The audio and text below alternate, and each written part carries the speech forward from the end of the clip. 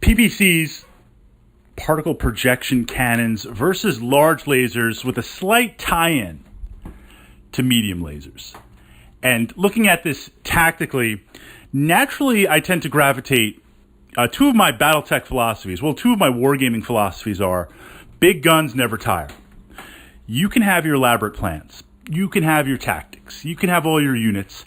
You start throwing down massive amounts of LRM-20s, PPCs, AC-20s, big guns, legions of Demolisher tanks, longbows, and LRM carriers, literally real-time throwing down 260-plus missiles a turn. Big guns don't tire. You can't negotiate or argue with them. A second idea of my philosophy is there are times when we're faced, as a mech commander, as a mech warrior, as a wargamer, you don't know what to do. This analysis paralysis. You really are a little bit unsure of your opponent's intentions, or do I cut my losses? Do I redeploy? What is truth? What is falsehood? When in doubt, charge. That's going to settle it. Because either the gods will favor you, the gods of glory and valor will favor you, and you will win. Your opponent will crack under the charge, and you will win. Or you get cut down, you get beat up on the way in, you lose, glory is yours, and if anything, you've had a memorable night. That alone, I want to do my best to win. I want to put up a great fight. I want my gaming partner to have an amazing time. But even if I lose more than anything, I want to create something memorable on the table. I want to create something where we will be talking about it. We will be remembering it. This is why there's this living history to the models you play with. I mean, I can literally pull out a number of my Battletech models and feel, experience, re-experience the history, the story of these machines. And one of my real-life goals, the inheritance to my descendants, to my son, is going to be my Battletech collection and the history behind them. And like his father, he will pilot these machines to battle in great deeds. That's my hope, but there's also that feeling of Conan the Barbarian that my sons will never understand me and they'll just pawn it for whatever VR headset or something like that. It'll be crazy.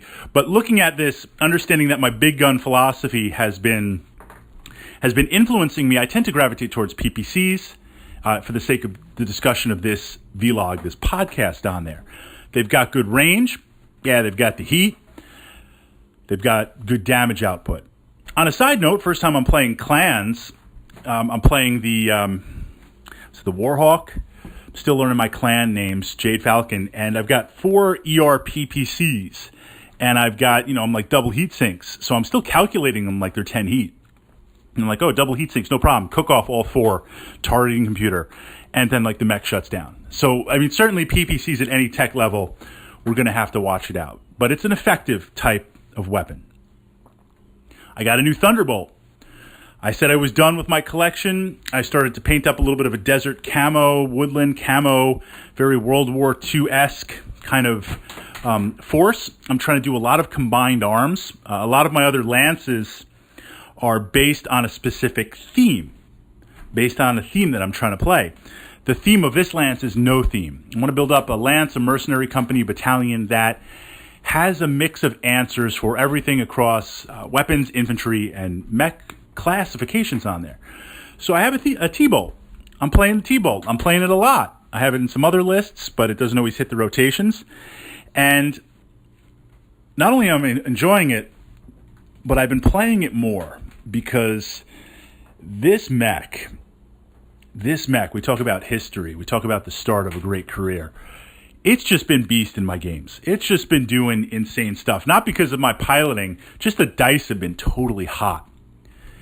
And it's not the set of dice because I've used that with other mechs and they've ran normal or cold, but this large laser on this Thunderbolt, like little spider mech is running across the table. It's like, bzz, zap, headshot. I'm like, whoa.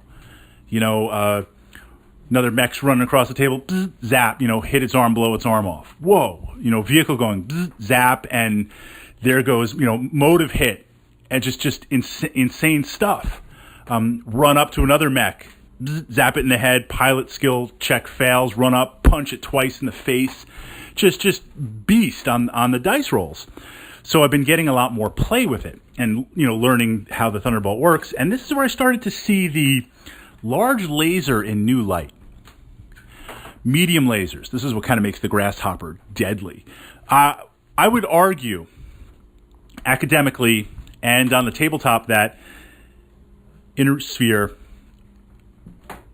Succession Era, Star League, Fall of Star League type stuff, medium lasers I think are the best weapon in terms of range, in terms of heat output, in terms of damage. 5 points is pretty consistent. You mount a bunch of medium lasers, that's decent. Heat, range, damage. I would say they're the best classification weapon in the game. AC 10 or AC 5 might be around there.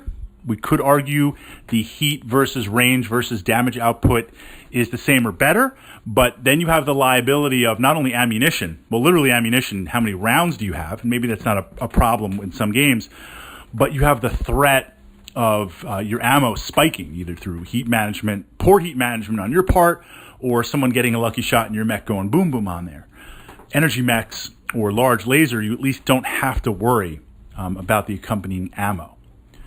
So I really didn't look and say, well, okay, the large laser is just like an increase, and if I'm going to jump in heat and tonnage and support on the mech, if I'm going to jump from 5 to 8 points, I might as well go in for the 2 more and invest in the PPC. But then what I started to see, and this is why you can never look at, you have to look at a mech holistically, and this is what I was building on. My Marauder video podcast is what kind of gel and solidify kind of this thought process here. I arrived at it a couple of games ago, but I was kind of really thinking it over on there. So the Marauder's a good follow-up video. That's up in my archives there on the YouTube channel and on my blog, link on the bottom. Looking at the mech, not bit by bit and assessing it, but how does it work together? And the large laser, if it's mounted in an arm slot, this now allows you, as we see often with the tonnage, that you're not competing with internals and other things. You'll have a PPC on the arm, like we see with the Battlemaster, or PPCs on the arms, like the Warhammer or the Marauder, Grasshopper and other things, mechs with their large lasers in the arms. This now means as you get close, before you go to fists, you're always going to be able to fire that because there is no minimum compared to the PPC. So that's 8 points, point blank. That's huge. I find with the PPC, dishing out that damage consistently, it stops when you get to the minimum on there. And now you got to make a choice.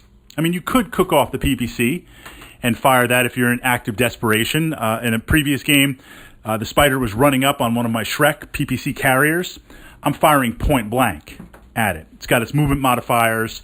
It's got insane stuff. I'm well under the minimum, like 1 hex away. I need 12s to hit you. But this thing was going to come around behind and just kick me. It was able to kind of bypass some of my defenses. I have no choice. Sometimes you have no choice and you're like, okay, I'm point blank firing the PPC. I need 12s to hit you. I don't even have to calculate, did I run? Did I walk? How many hexes have you run and walked? Is there any terrain going on? Are there other issues with internal damage, targeting, and stuff like that? You're so close, I'm going to need 12s to hit you on there. We're going to roll it. You do what you have to do. But if it's not a forcing my hand tactical situation, am I really going to fire it? I'm probably not going to hit. I'm going to build up heat. Then I won't be able to, I need to make that decision. Pull back and put some distance between us. Or do I close for now, fists kind of beating stuff up on there? But with the large laser, like in the T-Bolt, Thunderbolt, I don't have to worry about that. We can get close. I'll fire off that large laser. And then when we get to point blank, I'm going to punch you with my fists. And we're going to go all Ragnarok style on you and everything like on there.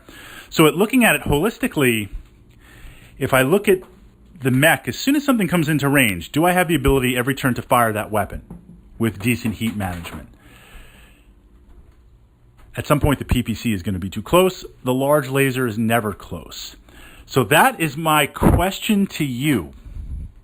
I love the big guns, but I'm starting to think the large laser, in terms of consistent damage output, turn after turn, game after game, might have one up on the straight up PPC. That's mech to mech. Now, obviously, if I have other mechs that are going to keep you at that optimal distance, and I'm going to have my Marauder, good vantage point shooting, completely different. And that's the amazing thing about Battletech, right? This what if, this back and forth, this constant tactical equation that is changing and changing and changing.